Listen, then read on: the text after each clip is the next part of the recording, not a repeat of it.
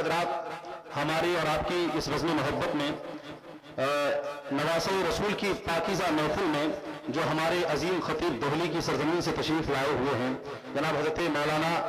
مشرف رضا صاحب قبلہ سے میں گزارش کرتا ہوں کہ تشریف لائیں اور ہم تمام سامعین کے قلوب کو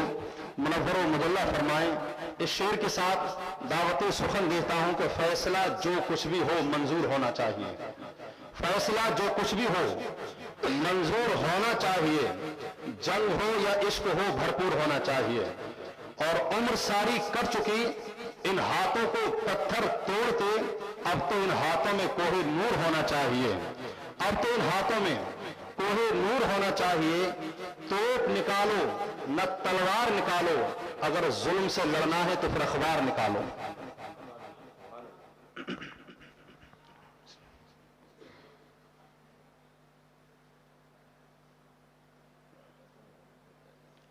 منبر پر تشریف فرما نائبین مصطفیٰ، معزز حاضرین، اسلام کی پردہ نشین کنیزان فاطمہ، السلام علیکم ورحمۃ اللہ وبرکاتہ۔ الحمد للہ الذی فضل سیدنا و مولانا محمدا علی العالمین جميعا وأقامه يوم القيامة للمذنبين المتلبسين الخطائين الهالكين شفيعا، فصلى الله تعالى وسلم وبارك عليه وعلى كل من هو محبوب ومرضي لديه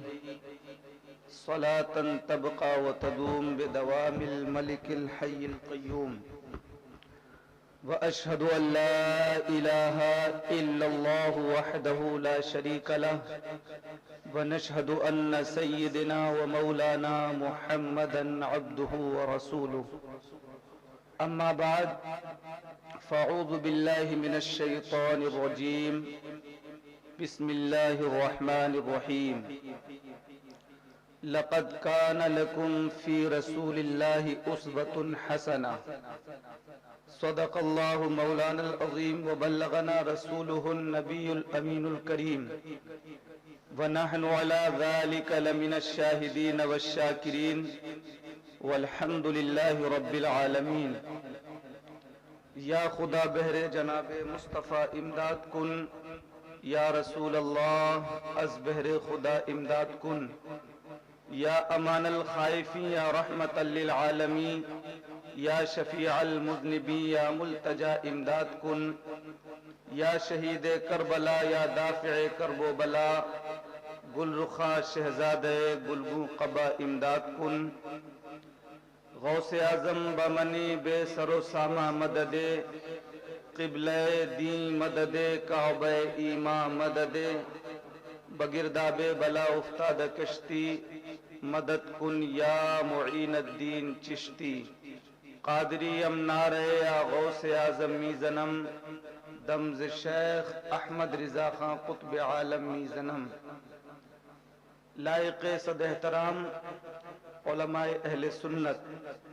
معزز حاضرین، اسلام کی پردہ نشین کنیزان فاطمہ، آج ہم اور آپ فاتح کربلا سید الشہداء حضرت سیدنا امام حسین رضی اللہ تعالی عنہ و ارضاہ عنا کی مقدس اور برگزیدہ بارگاہ میں اپنی عقیدتوں اور محبتوں کا خراج پیش کرنے کے لیے حاضر ہوئے ہیں۔ میں ہدیہ تشکر پیش کروں گا اس پروگرام کے روح رواں جناب محترم سلمان صابر صاحب اور ان کے تمام رفقائے کار کو کہ ان کی بے پناہ محنتوں کے ذریعے آج ہم اور آپ کو یہ موقع نصیب ہوا کہ ہم اللہ اور اس کے محبوبوں کا ذکر کرنے کے لیے یہاں پر جمع ہوئے ہیں۔ اللہ تبارک و تعالی ہم سب کی حاضری کو قبول فرمائے اور دارین میں بہتر صلہ عطا فرمائے۔ برادران ملت اسلامیہ، آج کی اس مقدس بزم میں مجھے جو احباب کی طرف سے حکم ملا ہے کہ آپ کو سیرت رسول کریم صلی اللہ تعالی علیہ وسلم پر مختصر خطاب کرنا ہے۔ سیرت رسول کا موضوع اس قدر وسیع و عریض ہے کہ صدہا سال سے لے کر تادم این لاکھوں سیرت نگار اس منصہ شہود پر ابھرے اور اپنی اپنی علمی لیاقت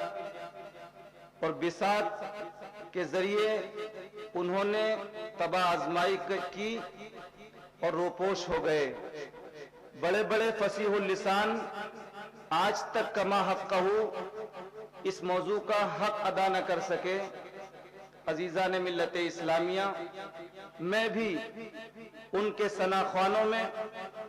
اپنا نام درج کرانے کے لیے چند شکستہ الفاظ پیش کرنے کی سعادتیں حاصل کر رہا ہوں۔ اللہ تبارک و تعالی میری زبان پر کلمت الحق جاری فرمائے اور ہم سب کو اس پر عمل کی توفیق نصیب فرمائے۔ برادران ملت اسلامیہ، عصر حاضر کے تناظر میں میں اپنی گفتگو کا آغاز حضرت شفیق جون پوری رحمت اللہ تعالی علیہ کے ان اشعار سے کرنا چاہوں گا۔ نظر آتی ہے گلشن میں ہوا ناسازگار اپنی، نظر آتی ہے گلشن میں ہوا ناسازگار اپنی،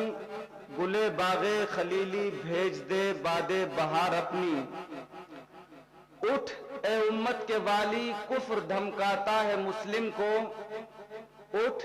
اے امت کے والی کفر دھمکاتا ہے مسلم کو،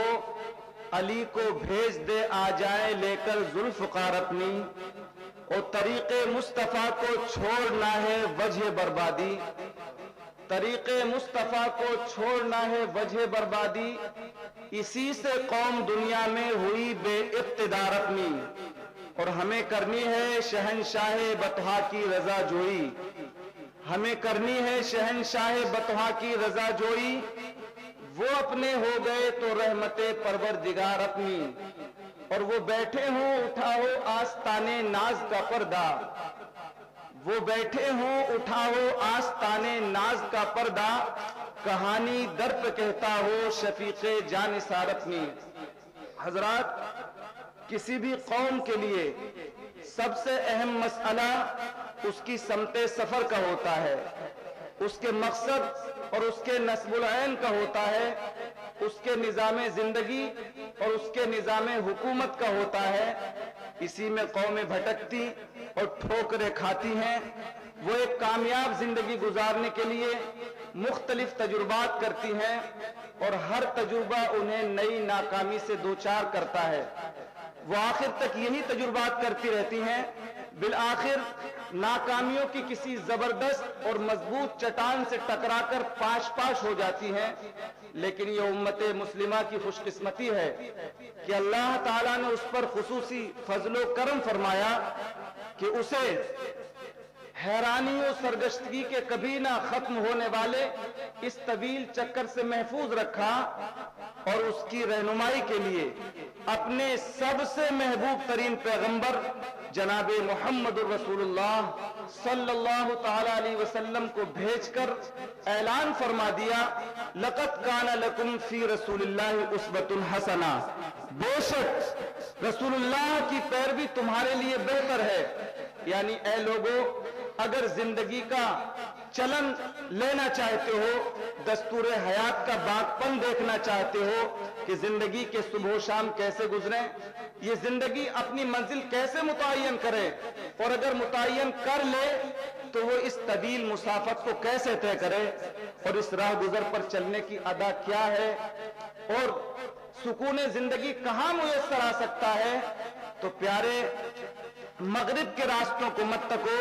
بلکہ گنبد خضرا کی گھنی چھاؤں میں چلے آؤ اور مدینے کی گلیوں میں آ کر بسیرا ڈال لو۔ ٹھوکریں کھاتے پھرو گے ان کے در پہ پڑ رہو، ٹھوکریں کھاتے پھرو گے ان کے در پہ پڑ رہو، قافلہ تو اے رضا اول گیا آخر گیا۔ جناب رحمت للعالمین صلی اللہ تعالی علیہ وسلم کا اسوہ حسنہ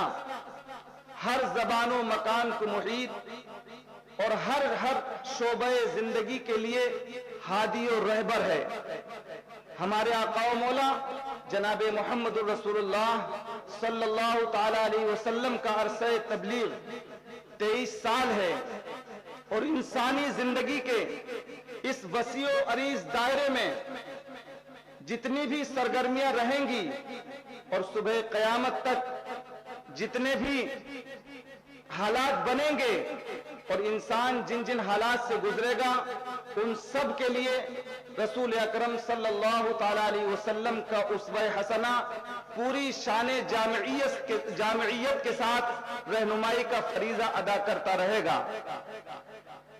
اللہ تبارک و تعالی نے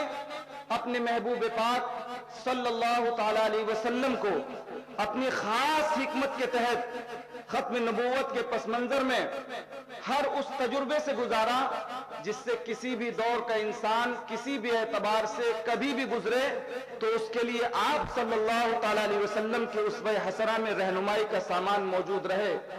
اور کوئی بھی شخص دنیا و آخرت میں یہ عذر پیش نہ کر سکے کہ میرے فلاں کام یا فلاں اقدام کے لیے کوئی نمونہ ہدایت موجود نہ تھا۔ اللہ تبارک و تعالی نے انبیاء کرام کی مقدس جماعت کو مختلف علاقوں اور مختلف قوموں کے درمیان بھیجا اور مختلف دور میں بھیجا تاکہ کسی بھی دور کا انسان ہدایت ربانی اور ہدایت الہی کے نمونوں سے محروم نہ رہ سکے۔ مگر پیارے اسلامی بھائیوں، کوئی بھی نبی اپنے دور کے سارے انسانوں اور آنے والے تمام زمانوں کے لیے مبعوث نہیں ہوا۔ یہ اعزاز و افتخار اگر کسی کو حاصل ہوا ہے تو وہ ہے ہمارے آقا و مولا جناب محمد الرسول اللہ صلی اللہ تعالی علیہ وسلم، کہ آپ کو تمام حالات کے پیش نظر اللہ تبارک و تعالی نے کامل و اکمل نبی بنا کر کے بھیجا اور ہر دور کے انسانوں کے لیے نبی بنا کر کے بھیجا۔ عزیزان ملت اسلامیہ، یہی وجہ تھی کہ آپ کو تمام تجربات سے گزارا گیا۔ برادران ملت اسلامیہ، اللہ تبارک و تعالی نے رسول گرامی وقار صلی اللہ تعالی علیہ وسلم کو ہر اس تجربے سے گزارا جس سے کسی بھی دور کا انسان کسی بھی اعتبار سے گزرے تو وہ رسول اللہ صلی اللہ تعالی علیہ وسلم کے اسوہ حسنہ میں وہ اپنے لیے رہبری کا سامان موجود پائے۔ پیارے اسلامی بھائیوں، رسول محترم صلی اللہ تعالی علیہ وسلم اپنے آپ کو اس حیثیت سے پیش کرتے ہیں کہ آپ ہر اعتبار سے ہادی و پیغمبر نظر آتے ہیں۔ عزیزان ملت اسلامیہ، آپ نے مختلف طریقے سے زندگی گزاری، آپ نے بادشاہانہ انداز میں بھی زندگی گزاری، آپ نے فقیری اور درویشی کے انداز میں بھی زندگی گزاری، آپ نے بحیثیت فوج کے کمانڈر کی طرح بھی زندگی گزاری، تاکہ کسی بھی اعتبار سے کوئی بھی شخص کہیں بھی ہو تو وہ رسول گرامی وقار صلی اللہ تعالی علیہ وسلم کے اسوہ حسنہ سے وہ اکتساب فیض کر سکتا ہے۔ پیارے اسلامی بھائیوں، مگر کتنا نادان ہوگا وہ مریض جس کے اپنے گھر میں ماہر طبیب موجود ہو اور وہ اس طبیب ماہر کو چھوڑ کر نا تجربہ کار عطاروں کا چکر لگا رہا ہو اور ان کے الٹے سیدھے نسخے استعمال کر کے خود اپنی موت کو دعوت دے رہا ہو۔ پیارے اسلامی بھائیوں، آج ہماری حالت بھی کچھ اسی طرح کی ہو گئی ہے کہ ہمارے پاس ایک بہترین حکیم حاذق رحمت للعالمین صلی اللہ تعالی علیہ وسلم کی شکل میں موجود ہے، مگر ہم اس عظیم رہنما سے مایوس ہو کر در در کی ٹھوکریں کھا رہے ہیں۔ حالانکہ دنیا جانتی ہے کہ آنکھ والوں پر ہے روشن یہ حقیقت آج بھی، آنکھ والوں پر ہے روشن یہ حقیقت آج بھی، اہل عالم کو ہے قرآن کی ضرورت آج بھی۔ اے مسلمان اس طرف آ، تیرگی کو چھوڑ دے، شمع منزل ہے نبی کی پاک سیرت۔ آج بھی اللہ تبارک و تعالی ہمیں اور آپ کو رسول گرامی وقار صلی اللہ تعالی علیہ وسلم کی سیرت طیبہ پر عمل کرنے کی توفیق رفیق عطا فرمائے، اور اسی میں دونوں جہان کی ہمارے لیے کامیابی ہے۔ اللہ تبارک و تعالی ہم سب کو صراط مستقیم پر گامزن فرمائے۔ وآخر دعوانا ان الحمدللہ رب العالمین۔ السلام علیکم۔ جناب حضرت مولانا مشرف رضا صاحب قبلہ کو حضور سیدی سرکار امین ملت ہی میمنٹو پیش کریں۔ اسلام کی آنکھیں ہوا سارا جہاں روشن، کھلی اسلام کی آنکھیں ہوا سارا جہاں روشن۔